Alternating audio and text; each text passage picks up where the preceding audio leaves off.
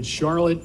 NC State, the Wolfpack, they have entered the room. We will spend 15 minutes with Coach Doeren, then we'll spend 5 minutes with our individual players as well. As we've asked throughout the day, even though you may have a relationship forged with our personnel here, for those watching around the world, if you would, please identify yourselves in the room and the agency that you're with. And we will start, Nick, on the third row. Coach, to your left, it will be Bob Holliday. To your left, Coach. Hello, Coach. Bob Holliday, WRL.com right here. Over your first 5 games last year, you averaged 166 yards per game on the ground. Over the last 7, nowhere close to that. 4 games where you didn't even break 100. And this despite having 2 running backs who are now good enough to be in the NFL. Was it because of injuries, say, to the offensive line, or was it actually by design? Yeah, I don't know exactly if I can give you that. I think it's more about winning. And at that time, Devin was throwing the ball pretty good, and Emeka and some of the guys making plays. Our offense is built to take what we get. But there is a mentality about rushing the football. I do think the loss of Chandler Zavala, which happened in conjunction with what you're talking about, was a bigger loss than probably people thought at the time. He's a very good run blocker for us, and having him and Icky next to each other presented a pretty big challenge to the defenses we were playing. But definitely an area we want to improve upon, and I know it's something that room takes a lot of pride in. Coach, to your right, center of the aisle. Hey, Dave. Mike Barber, Richmond Times-Dispatch. I'm curious for a coach to have a returning quarterback, to have a player with that level of experience. How does that maybe dictate the pace of how quickly you can install and do things in camp, and overall just how big an advantage is it to have experience at that position? Yeah, I think, if you look at the Atlantic Division, all 7 teams have their quarterback returning. And so all of us have the same blessing right now. It's different, when you know who that guy is and you like what that guy brings to the table, and he's a good leader, and he can not just go out and execute your offense, but in Devin's case, he's doing different things than he was doing last year and the year before. He's studying defenses. He's not worried about what our plays are or how he runs our plays as much as he is what he can do to help teach those plays to other players and how he can get the guys around him to perform, So he's in a different place, which makes what's going on our team different. If you don't know who your quarterback is, it's a lot different dynamic for the entire roster, even the defensive guys, because the leadership that comes from his position is paramount. Coach, to your left, right in front of you. Coach Dan Tortora, wakeupcalldt.com, right here. And so looking at the fact that this is the last time we're going to see divisions in the ACC, how you're handling that and looking at that 3-5-5 model, and if you've been a proponent for wanting those top 2 teams in the conference to really be the ones that get to vie for that championship. Yeah, well, I'm excited about it, Dan. I was one of probably many coaches in our side of the division. As a player, and just use Isaiah as an example, he's a Virginia native, and we're going to play the schools from Virginia twice every 12 years, so he'll get to play them one time maybe in his career, and for us, we play Duke one every 6 years, and I just don't like that cycle of playing other teams in your league, particularly teams that are close that you recruit against. Where players are going to be on your team and would like to go play back against those other teams, So on top of that, I think the best 2 teams should play each other for the championship game. I think that's how it ought to end up, and it ought to be settled on the grass. Even if it's a rematch, it ought to be settled on the grass, And so I like the dynamics of that. I'm excited about it and excited to get to play the other teams more often. I just think that's good for the television, it's good for the fans, and it's really good for the players. Coach, right up the center aisle to your left. Sir, please stand. Yep. Thank you. Jonas Pope, News and Observer. Coach, we've asked the players this, but in the offseason, when all the guys started the run it back hashtag and so many key pieces started to return, what were your thoughts about that? And what did it say about the culture and what you guys are building that so many guys want to come back for this last year and try to do something special? Yeah, I think it speaks volumes. They want to be a part of it, and several of them could have left that were healthy, Corey Durden and guys like that, and some of them needed to come back because of injury. And it doesn't happen if you don't have that kind of setup, not just in the locker room, but with player to coach, coach to player. I'm very proud of that. I think we're the only staff in the ACC that had all 10 assistants return. We had, at one time, the fewest number of players in the country in the portal leaving our roster. We had a lot of players return, as you mentioned. So I think all of those things are indicators that it's a great place not just to play, but to work.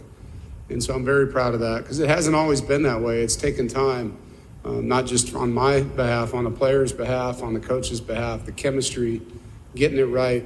And so it's fun to be a part of that transformation and very proud of it. Coach, to your right, just about the seventh row. Hey, Coach, Colin Wilson with Action Network. NC State athletics has been interesting lately. The baseball team in 2021 got removed from the College World Series. The 2022 team was the last team in. The women's basketball team had their struggles with some things. And last year, the football team, day before the bowl game, got the rug pulled out from under them playing in a wonderful bowl out west. Is there more of a chip on the shoulder of this roster, just more of an attitude of ready to take control, just, than other seasons that you've had before with, and maybe that plays into some of the players coming back, but is this roster particularly looking forward to getting revenge on maybe not playing a bowl last year? Yeah. Well, you're a doom and gloom guy, huh? I mean, damn. That was day of the bowl game, by the way, not day before. I wish it was day before. We might have found a team to play us. But, yeah, we've had some tough things happen. And I think, adversity creates opportunities. And nobody likes, feeling like you got the raw deal, which several of our teams have probably felt that way. It's going to come full circle. And we're going to be smiling at the end of it. And I believe that wholeheartedly. It's about how you act and how you respond and who you're with. And I'm with three incredible people today, but I get to go to work with a great staff and a great locker room. And that's going to come full circle. It will. I believe that. And this is going to be a great time for that to happen. I know our fan base feels the same way that you talked, that there's been some bad things for whatever reason. And would love to set the record straight that we want to get that right, and see the right things happen. And I believe, when you do the right things over and over and over, eventually it comes back to you, and that's what we're going to try to do. Coach, to your left at the aisle, gentleman standing fourth row. Hey, Coach, John Dales, WAER. What gets this team over the hump to win an ACC championship? It's another play, I think anytime we lost 2 games last year that kept us out of that game to win it, and it's one more play that you have to make. That's it, and whether it's a defensive play, an offensive play, or a special teams play. We lost 2 one-possession games, and had we won either one of those, Wake Forest game, we recover an onside kick right on the 10-yard mark, and replay says we didn't get it. We make that play, then we probably go score and win that game. Miami game, there were several plays that prevented us from winning, and if any of those plays changed, we win that game. So it's really no different than how we beat Clemson. Devin threw a pass to Devin Carter in the corner of the end zone, and we made a play. And that's how we won that game. UNC game, Emeka makes a play from Devin. Chris makes an onside kick recovery, Chris Dunn. Emeka makes another play. And that's how you win football games. There's a lot of mistakes that happen on both sides. At the end, it's going to come down to one player making sometimes a routine play that changes the outcome of the game. And so for us, it's just doing that repetitively. You have to do it, in every game you play in the conference. To your left, second row. Hey, Coach, Steve Reed from the Associated Press. What do you think about the depth of talent at the quarterback position in this division? Yeah. Can you also speak to your own quarterback and what your expectations are Yeah. of Devin? Yeah, I've never seen it. As a head coach in this league, where all 7 teams in the Atlantic had all their quarterbacks returning. So it's unique. I think you're going to see a slugfest. I mean, we know, you ask our players, when you play ACC football, every week you got to show up. It's a very well-coached league. It's a tough league. The kids play hard. And every time you go out there, you got to earn the victory. And if you're playing a team whose quarterback's not savvy, doesn't have experience, and yours is, you have a great advantage. And so we don't have that in any game as far as playing against a non-starter. And as far as our guy goes, I think his stats speak for themselves as a player. Things he did, taking care of the football, the clutch throws, the 2-minute drives, the red zone performances. But on top of that, as you get to know Devin, the human being that he is, the teammate that he is, the coachable player that he is, the family person that he is, that's what makes it fun to coach him, and God blessed him with arm ability, but the family that raised him gave him the opportunity to be the young man that he is. And so I'm privileged to coach people like that. It's not always like that. You don't always get people that you get a coach that are humble. And with him, it's been a great journey, and just look forward to extending it. Same general area coach, first row though, to your left, same spot. Joseph Jones, CarolinaGridiron.com. Last year, you held opponents on third down, a very low success rate. Going into this season, how excited are you knowing that you have some really solid defensive starters coming back? How can you then utilize this to improve what was already a really good opponent third down percentage? Yeah, I think Coach Gibson and the defensive staff, present different things that are unique. And our scheme in the 3-3-5 allows us to do a lot of things, to hide things, to bring pressure from different places. And it's simple. It doesn't seem simple to the teams we're playing, but to the kids, they can play really fast in that scheme. How do we get better? To me, it's about creating more fumbles on defense. If we can continue to do what we've been doing, stopping people on third down, intercepting the football with takeaways, when you get more sacks, you usually get more fumbles, and I think just creating more short fields for our offense, and that's the one area, if you look at us statistically, would be getting the ball back through the fumble category more. And that to me happens when you sack the quarterback more. I think that's where the ball gets fumbled most probably. So we're going to work hard, in this training camp coming up and every single facet of what we do. But I know if you ask Isaiah and all the guys, it's always about getting better. It's always about raising the bar on our program. Left side, fourth row. Right here, Coach. John Eads with Orange Fizz. You got all-conference defenders up and down every level, especially in the second level. Got 2 all-conference linebackers right here. Is this the best defense you've had in your time in Raleigh? Well, it could be. I mean, last year's was statistically, and now these guys and all of us have a goal of being better. Like I just said, it's always about raising the bar. So last year's defense statistically did a lot of things that we haven't done, and so now it's about improving upon those statistics. Last year's stats don't win this year's games, so we need to go do it and go out there. And I think these guys understand that it's not easy. Every time you go out there, you're going to have to prove it, and you have a circle on you on the calendar now. You're in a little different position. So with the notoriety and the stats comes people's best efforts, right? And so that's what we're up against right now. Coach, your final question, back to Bob Holliday on your left. Coach, you lost Peyton Wilson early with an injury, still had one of the 2 best defenses in the league. How is Peyton? What impact do you expect him to have? And with so many players returning, I think you had 10 out of 11. How high is the ceiling for this team defensively?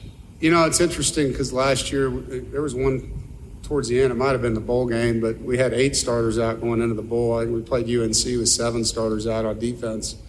And so that says a lot about the guys that stepped in, like what Levi did, playing for us last year, the way Josh Pierre-Lewis stepped up at nickel, Devin Boykin comes in at safety. It was like each week a new guy came in and just elevated play. C.J. Clark goes down, and we move Corey Durden to nose, and he's all conference, and so a lot of really cool things happen that way. And what that did is create depth for this year, because now the guys are back, like Peyton that you mentioned, along with the guys that played all season, like Drake. And so it built, that depth in your roster. And so now we can rotate, or if you have a guy out, you feel better about what's coming in the game. Peyton's 100%. He feels great. He's excited. I'm happy for him. I thought last year would be the last time I coached him, and so I think he'll tell you that it wasn't fun going through what he did, but he's in as good a place as he's been mentally right now. So I'm very excited for what he can bring to the field for us this year. Coach, thank you. You can switch spots with Devin. Folks, we'll have about 5 minutes with Devin, and hands go up immediately, so we will slide up the aisle. Devin, to your right. Mike, if you would, please identify yourself. Hey, Devin, Mike Barber, Richmond Times-Dispatch. You heard me ask Coach just about the having experience at your position, what changes for you? How much more do you understand about what you guys are doing and maybe what opponents are doing at this point in your career? Yeah, I think just first it starts with advancing our offensive system. Now this being my third year in the system, I got to take that next step of, getting us out of bad plays to bad looks. And I think that all starts with, focusing more of defensive ID, kind of bringing along younger guys too. I have a really good grasp of the system and guys that we need to step up, kind of teaching them and making sure that they understand what they need to do.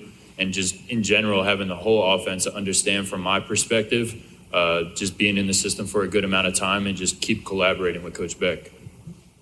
Front row, right in front of you, Devin, to your left.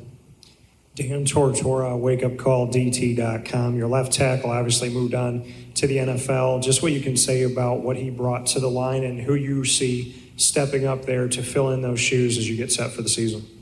Yeah, Icky is a tremendous talent. There's a reason why he went 6 overall. He's an awesome player, but even an even better person. And I think that really translated to our offensive line because, those dudes do everything together. They work out together, train together, eat together, hang out together off the field. And I think, we have a bunch of dudes that are trying to compete to get that starting spot that Icky was in. But I know with the other 4 offensive linemen that we have coming back that they hold that room to a high standard. So whoever is filling into that role, they understand that the other 4 offensive linemen will be counting on them just as they did on Icky. Devin, up the aisle to your left, right at the edge. Jonas Pope, in-and-out. Devin, Coach just talked about raising the bar. It'll be a lot of eyes on the program this year. If you guys live up to the expectation and take care of business, what would that do long-term for the brand and the recognition of the NC State football program? Yeah, I think it would do a lot for the NC State program. Each and every year we do have high expectations. And, a little bit of what we put on film last year, we're kind of earning that respect a little bit. But, for us, we know at the end of the day, nothing is accomplished until what we do on Saturdays. And, that's all that's going to matter is how we perform on Saturday. And, if we prepare each and every week like the way we're supposed to and perform that the way we're supposed to and capable of doing, I think this could raise the standards to this program tremendously. Devin, to your left, third row. Bob Halliday, WRL.com. Devin, you had an interception just once every 86 throws. No other quarterback can come close to that. In addition, Coach talked about you have the ability to throw in tight windows. Coach talked about the Clemson game. We could also mention the win at Pitt when you threw a back shoulder throw, with 2 seconds left. So, perfect strike between the defender. My question is, how much of that accuracy is judgment as to exactly what nanosecond to let the ball go? How much of it is maybe on your receivers? How much of it is just pure accuracy on your part? Break that down for us. Yeah, I've always prided myself on accuracy. Playing the quarterback position, getting with your receivers and tight ends, it's all about timing and spacing. And I think that really all starts in the offseason, making sure that I understand the way that each and every one of my receivers runs their route and how I want them to run it. And on top of that, just really being prepared for what defensive look that I'm getting to certain coverages, whether, certain routes are going to convert versus certain coverages or not. Just being able to be on the same page as everyone, but also making sure that, I'm able to layer that ball into a second window, or if I have to zip it in, I'm able to do that, and kind of just being able to get every aspect of every throw is something that I work on a ton. Devin, your last question from the podium. I'm curious for the room to learn this. You're predominantly left-handed, but you learned to throw with your right. Yes, sir. How is it in your childhood that you learned to throw with your right? Yeah, so growing up, just from an early age, I did everything left-handed. I still write left-handed to this day. My dad is actually a completely left-handed person as well. He was a pitcher in college, and, growing up, he thought I was going to be a left-handed pitcher, and I think I was like 5 years old. I was throwing left-handed my whole life until then. One day I picked up my older brother's glove and tried out righty, and turned out I could throw a little bit better with my right arm, so I just stuck with it. Thank you for taking us through that. You can switch places with Isaiah. Thank you. 5 minutes with our linebacker, graduate student Isaiah Moore, who would like the first question. We're going to go to the aisle, right in the center. Get back to a gentleman we've already seen here this afternoon. To your left, Isaiah. Isaiah, I want to ask you the same question I asked Devin. you guys have a successful year and accomplish all your goals, what would that do for the brand and the image of NC State football moving forward nationally? Yeah, I think when we all came to NC State, we wanted to put NC State in a place where it's never been before. And while that's still in progress, it hasn't been done yet. So, for the brand of NC State, I think it would, do wonders for it. And we're always trying to get better as a group, and that doesn't stop with our brand as well. Isaiah, right in front of you to your left, first row. Dan Tortora, wakeupcalldt.com. Isaiah, I know that you have obviously, when it comes to NIL, gotten involved, right? You have your clothing line and whatnot. Just what you can say about what your experience has been like with name, image, and likeness, and what it meant to you that Drake rocked one of your shirts to show support for you. Yeah, I think NIL is it's something that's continuing to grow, across our country and then in the sport.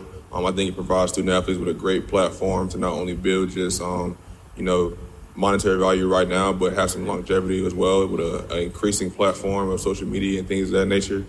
As far as Drake rocking my shirt, and that meant the world to me, considering what happened to me the week before, and the way he played in my absence that following game, it meant the world to me. Devin, we're going to get, Isaiah, I'm sorry, we're going to get the microphone right side about the seventh row. Sir, if you'll please stand. Oh, sorry. Thank you. Hey, Isaiah, David Thompson, USA Today Network. You missed part of the season because of an injury. How did losing football for a little while kind of reignite that passion? Yeah, it definitely it humbled me tremendously. I put a lot into last season, and I put a lot of hopes and dreams into last season, and to have that taken away from me was definitely tragic. It was humble and it was emotional to just be frank. But it definitely reignited a passion about how much I love the game and how much I really, really want this to be my life career, and it's just continued to spark, and I plan to use that as my fuel this season. Isaiah, stay on the right on the aisle there. Hey, Isaiah, Miles Williams with the three-point conversion. You were just harking on your injury, but are there certain things that you took notice to off the field that you learned about, on the field? So certain things that you can't sort of grasp on the field? Yeah, I think anytime you go from being on the field a lot to being on the sideline, I think you look at the game differently. You look at different things differently. I think one of the things I did tremendously was I took a look back at our entire scheme and how we attack people and how people attack us, and I try to just gain a better understanding of that and try to pass that on to my teammates throughout the year, and I want to continue to pass that on to my teammates as we come into this next year. Stay on the right-hand side. Hey, Isaiah, Colin Wilson with the Action Network. Last year, 342 total snaps, only 2 missed tackles. What can you attribute to being such a great tackler? I just try to be as consistent as possible. We always preach about coming in and being the same guy every day, and I just try to be the best me that I can be every day. As far as not missing tackles, I just try my best to remain focused at the point of attack. Not shoot until I can smell his breath is what we say as far as our tackling technique, and just try to be strong at the point of attack and bring him down. It doesn't have to be pretty all the time, but as long as he's on the ground, that's all we need. Isaiah, your last question, left side, buried back. Hey, Isaiah, Trayvon Miles from ABC 11 in Raleigh. I want to get back to the topic of NIL. The players have been adamant about wanting to see it open up. Some of the administrators in schools have said they want to kind of see some regulations on it. I know you can't speak for all players, but I was wondering what you thought about that and what you think when you see some other players in some other conferences making a ton of money versus others that really don't do so well. Yeah, they say comparison is the thief of joy. So what we get as far as NIL, NC State and the platform that we have as individually as student athletes, that's kind of just who we are. We can't. So we sit around and compare that to other schools or what other players are doing, and we're taking away from all the things that we've accomplished and all the things that we put forth to make our platform the way they are. I say NIL provides us with a great opportunity to continue to grow that platform, but it's up to us to really take action and do so. Isaiah, thank you. You can switch places with Drake. We'll spend our last 5 minutes with Drake Thomas, linebacker junior out of Raleigh, and we will start Drake to your right, just up the aisle at the edge. Hey, Drake, Mike Barber from the Richmond Times-Dispatch. I'm curious, when Isaiah went out last year, what kind of an influence, impact did he have on you? Was he able to help you, give you any advice, both on the field for the position and then some of the leadership stuff as well? Yeah, he definitely prepared me for the moment. Just putting on display what a good leader and a good someone in that position, how they're supposed to go about their everyday business. Definitely prepared me to step up into that role, and I can't thank him enough for everything that he helped me with through that process. Drake, first row, right in front of you on the left.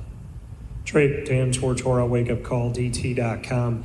The versatility that you have now going into this season, having to fill in for Isaiah, and then being, having that experience in the middle as well as on the outside, just what you could say, how it's improved your game and what you bring to the table now in that linebacker unit. Yeah, so I've seen, I've played on the field from all three linebacker positions now, Mike, Will, and Sam. Going into the Louisville week when I had to fill in at Mike, I hadn't played Mike in 2 years, maybe since my freshman year of spring, something like that. So it was a little bit new, but every single thing that I've had to do, whether it was switch positions and adjust or whatever, it's made me that much better of a player and a person, just having to adapt and continue to push forward and, do whatever I can do to get, the defense going and, play the best of our ability. Drake, left side still, about the fifth row. Kenton Gibbs, Locked On Wolfpack.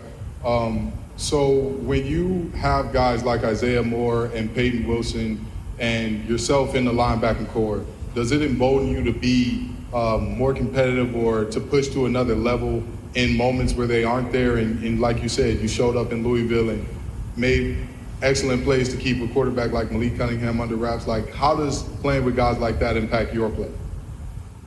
There's a competition between us three every single time we step into the building, every single day. Whether it's workouts, whether it's, practice, whether it's in the game, it's a race to the ball. We're trying to make plays, and we push each other to get better. We want the best for each other every single day in everything that we do, but it's also a competition, and that makes me so much better of a person and, a player. Drake, to your right, second row. Hello, Drake. Darrell Owens, Legacy Maker Sports Network.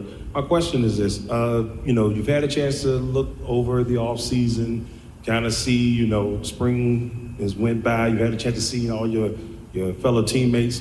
Is there anybody in particular you say to yourself, man, I can't wait to see that person on game one? Maybe somebody we don't get a chance to see all the time, or maybe we don't get a chance to hear about them all the time, but there's somebody you're excited to see in game one? Yeah, I think there's a number of guys that kind of stepped up in the spring because there's still some guys hurt, still some guys injured that didn't participate through the spring. So I think there's a number of guys. Example is Devin Van, Anthony Smith, just some young guys that have got some playing time but haven't necessarily have been asked to have as large of a role as that they're going to have. So Josh Pierre-Louis is another one that I'm excited to see. Just there's a number of guys that I'm really looking forward to see, and I know they put the work in, and they're going to make a huge impact for us on Saturdays this year. Drake, your last question from the podium, just 21 miles from your high school to Carter Finley Stadium. What's it been like here at the podium? What's it been like, right over here? What's it been like for you to play so close to home into the high school field? It's been a blessing, really. My family, they make it to every single game. My parents, my little brother, they can come just watch practices. They can come help me move my apartment. It's been been a blessing. And not just my parents, though. Growing up in the area, just having people who have supported me along my whole journey, being able to still be a part of my journey and still support me and still be, in the area, be able to come watch my games. I'm very thankful for that, and, it's definitely not taken lightly or for granted. Drake, thank you. NC State, good luck this year. You are excused, and good luck the rest of the day as well. Folks, Boston College is due in the room at 1:45. Thank you.